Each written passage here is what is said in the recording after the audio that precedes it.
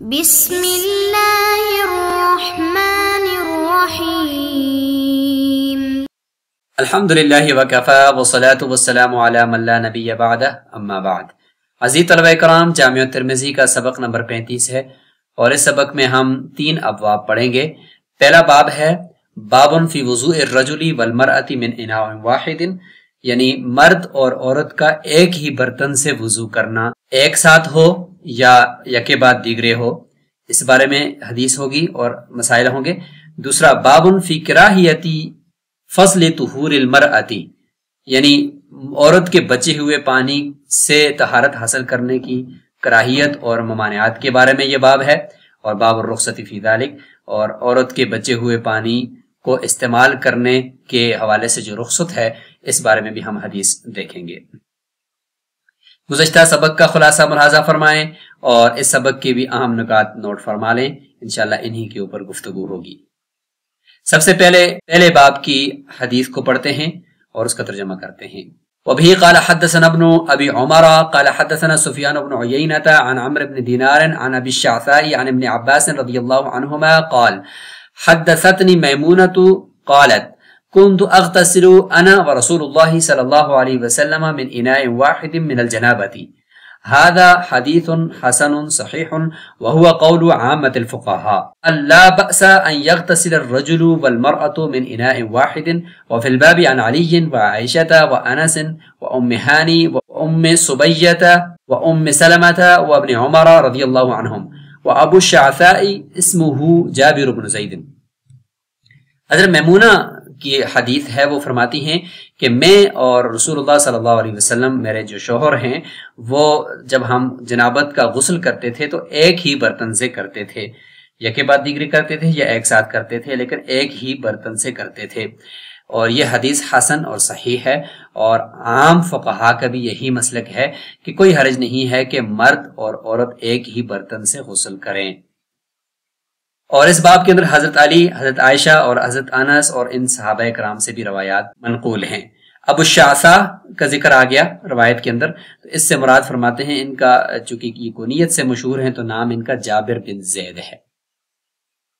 دوسرے باب کو بھی دیکھتے ہیں۔ وبی قال حدثنا محمد بن غیلان قال حدثنا وکیع عن سفیان عن سلمان التیمی عن ابی حاجب عن رجل من بنی غفار قال نهى رسول الله صلی اللہ علیہ وسلم عن فضل طہور المرأة، وفي الباب عن عبد الله بن سرجس وكره بعض الفقهاء الوضوء بفضل طهور المرأة، وهو قول أحمد وإسحاق، كرها فضل طهورها ولم يريا بفضل سؤرها بأسا۔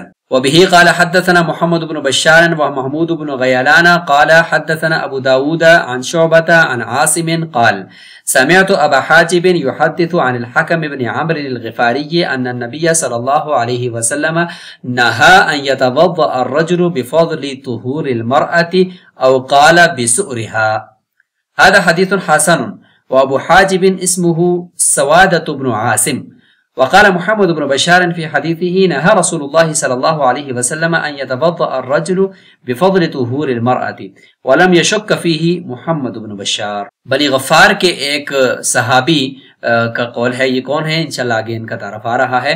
فرماتے ہیں کہ رسول اللہ صلی اللہ علیہ وسلم نے منع فرمایا ہے عورت کے پاکی حاصل کرنے کے بعد جو بچا ہوا پانی ہے اس کو استعمال کرنے سے۔ اور اس باب میں فرماتے ہیں کہ عبداللہ بن سرجس کی روایت بھی منقول ہے، اور بعض فقہا نے مکروہ اور ناپسند قرار دیا ہے وضو کرنے کو عورت کے بچے ہوئے پانی سے، اور یہ قول امام احمد کا اور امام اسحاق کا ہے۔ اور یہ دونوں ناپسند کرتے ہیں عورت کے بچے ہوئے پانی کو اپنے طہارت کے لیے استعمال کرنے سے، لیکن انہوں نے عورت کے جوتے کے بارے میں کچھ بھی نہیں کہا، یعنی عورت کا جو بچا ہوا کھانا یا پینے کے بعد جو بچا ہوا پانی ہے اس کے بارے میں انہوں نے کہا کہ کوئی حرج نہیں ہے، اس کو استعمال کیا جا سکتا ہے۔ اگلی جو حدیث ہے یہ حکم بن عمر الغفاری ہیں، اور یہی عن رجل من بنی غفار، یہ یہاں بھی ان کے بارے میں یہ آ گیا کہ یہ روایت ان سے ہی ہے، اور وہ یہ ہے کہ رسول اللہ صلی اللہ علیہ وسلم نے منع فرمایا ہے عورت کے بچے ہوئے پانی کو استعمال کرنے سے اپنی طہارت کے لیے۔ اور اس میں پھر یہ بھی ہے کہ او قال بسؤرها، اس میں ایک یہ اضافہ بھی ہے کہ یا یہ کہ راوی کو شک ہے کہ آپ صلی اللہ علیہ وسلم نے منع فرمایا ہے، یعنی حکم بن غفاری وہ جو روایت کر رہے ہیں تو ابو حاجب کہہ رہے ہیں کہ انہوں نے میرے سامنے جب روایت بیان کی تو بفضل طہور المرأتی کہا یا یہ کہ او بسؤرہا یہ بھی کہا ذات یا نہیں کہا. تو اس میں یہ ذکر ہو گیا کہ یعنی عورت کے جھوٹا جو ہے اس کے بارے میں بھی ذکر ہے حدیث میں یا نہیں ہے، راوی کو اس میں شک ہے. فرماتے ہیں حدیث حسن ہے اور ابو حاجب ان کا نام سوادہ بن عاصم ہے. محمد بن بشار اپنی حدیث میں فرماتے ہیں کہ رسول اللہ صلی اللہ علیہ وسلم نے منع فرمایا ہے کہ عورت کے بچے ہوئے پانی سے مرد وضو کرے، لیکن اس میں محمد بن بشار جو ہے وہ اس نے شک نہیں کیا. یہاں پہ تو محمد بن بشار کی روایت میں بسورہا کا لفظ تھا، اس میں تو شک تھا، لیکن یہ جو روایت ہے اور اس طریق کے ساتھ یہ جو روایت ہے اس میں عورت کے جوٹے کا کوئی ذکر نہیں ہے، سؤر کا ذکر نہیں ہے، صرف جو ذکر ہے وہ عورت کے بچے ہوئے طہارت کے بعد بچے ہوئے پانی کا ہے. تیسرا باب ہے کہ مرد کو اجازت دی گئی ہے کہ عورت کے بچے ہوئے پانی کو اپنی طہارت کے لیے استعمال کرے. تو باب الرخصة فی ذلک. وبه قال حدثنا قتيبة قال حدثنا ابو الاحوص عن سماك بن حرب عن عكرمة عن ابن عباس رضي الله عنهما قال اغتسل بعض ازواج النبي صلى الله عليه وسلم في جفنة فاراد رسول الله صلى الله عليه وسلم ان يتوضأ منه فقالت يا رسول الله إني كنت جنبا فقال إن الماء لا يجنب. هذا حديث حسن صحيح وهو قول سفيان الثوري ومالك وشافعي رحمهم الله. یہ حضرت عبداللہ بن عباس رضی اللہ عنہ کی روایت ہے.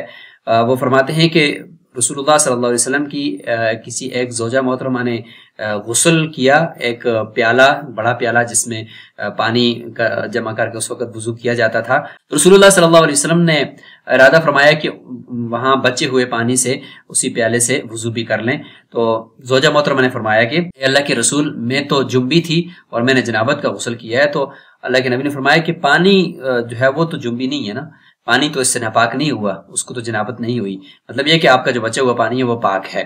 اس سے پتہ چلا کہ مرد عورت کے بچے ہوئے پانی سے وضو کر سکتا ہے، اور یہ حدیث حسن اور صحیح قرار دی گئی ہے.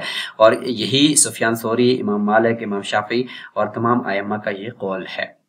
اغتسل بعض ازواج النبی، رسول اللہ صلی اللہ علیہ وسلم کی زوجہ محترمہ میں سے کسی ایک نے غسل کیا. تو یہ کون سی تھیں؟ تو یہاں پہ صاحب تحفۃ الحفظی نے ذکر کیا ہے کہ ہی میمونہ رضی اللہ عنہا، اور دلیل یہ ہے کہ دارقطنی نے بھی اس حدیث کو ذکر کیا ہے حضرت ابن عباس سے اور عن میمونہ سے، اور وہاں پہ خود فرماتی ہے کہ اجنبت فاغتسلت من جفنۃ فضلت یا فضلت فیہا فضلۃ، یعنی وہاں پہ کچھ پانی بچ گیا اور آپ صلی اللہ علیہ وسلم آئے ان سے غسل کرنے لگے. تو یہاں پہ پتہ چلا کہ میمونہ جو ہیں یہ مراد ہیں بعض ازواج النبی سے. فرماتے ہیں یہ جفنہ، یہ قصع کبیرہ، ایک بڑے پیالے کو کہا جاتا ہے اور اس کی جمع جفان آتی ہے. حدیث باب کے راویوں کو ایک نظر دیکھتے ہیں. عمر بن دینار المکی، ابی محمد الاثرم الجمحی ثقہ ہیں. ابی الشعثاء ان کا نام آ گیا، جابر بن زید الازدی، پھر جوفی اور بصری، کنیت کے ساتھ یہ مشہور ہیں. دوسرے باب میں سفیان ہیں، سفیان سے مراد سفیان ثوری ہیں. سلمان التیمی، یہ ابن طرخان ابو المعتمر البصری. ابی حاجب ان کا نام سوادہ بن عاصم العنزی البصری، یہ بھی صدوق ہیں. رجل من بنی غفار، جیسے دوسری روایت میں ان کا نام ہی آ گیا تھا، الحکم بن عمر. اور ابو داود سے مراد ابو داود الطیالسی ہیں، اور ان کا پورا نام سلمان بن داود بن جارود البصری ہیں. عاصم بن سلمان الاحول ابو عبد الرحمن البصری. حکم بن عمر الغفاری، ان کو حکم بن الاقرع بھی کہا جاتا ہے، یہ بھی صحابی ہیں. ابو الاحفظ ان کا نام سلام بن سلیم الکوفی ہیں. اکرمہ بن عبداللہ بن عباس کے آزاد کردہ غلام، اور اصل میں یہ بربری ہیں، ثقہ ہیں. آگے بڑھنے سے پہلے مرد اور عورت کا ایک دوسرے کے بچے ہوئے پانی سے طہارت حاصل کرنے کی جو صورتیں ہیں ان کو ہم ذکر کرتے ہیں. یہ ٹوٹل 8 صورتیں بنتی ہیں. کیسے؟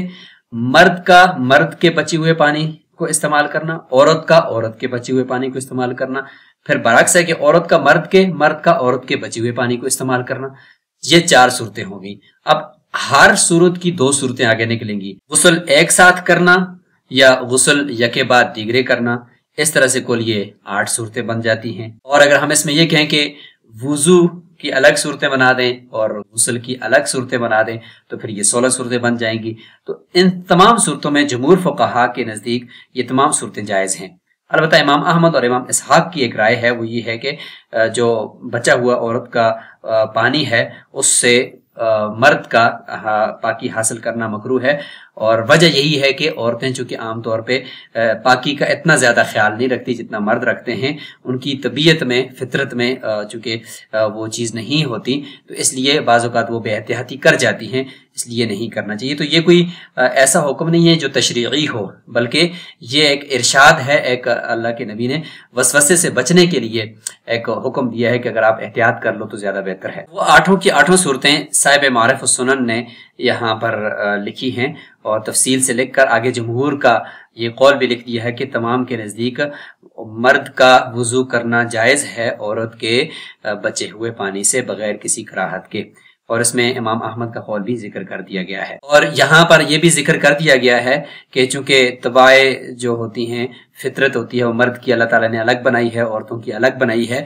تو اس لیے وسوسے کا راستہ بند کرنے کے لیے شریعت نے یہ حکم دیا ہے، ورنہ کوئی گناہ نہیں ہے۔ اس سبق میں بیان ہونے والی احادیث کے تحت جو امام ترمذی رحمہ اللہ نے وفی الباب کا اشارہ کیا ہے، ان کی حدیث کو دیکھتے ہیں۔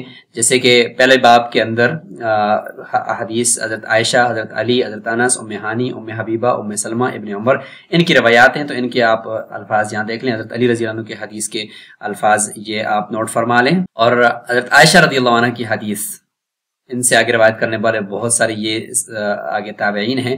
عروہ کی روایت ان سے حضرت عائشہ سے، اس کے الفاظ یہ ہیں، کان رسول اللہ صلی اللہ علیہ وسلم یغتسل الی آخر الحدیث، اور قاسم جو ان سے روایت کرتے ہیں تو ان کے الفاظ یہ ہیں، اور حفصہ جو ان سے روایت کرتی ہے تو انہا کانت تغتسل ہی والنبی صلی اللہ علیہ وسلم فی اناء واحد یسع۔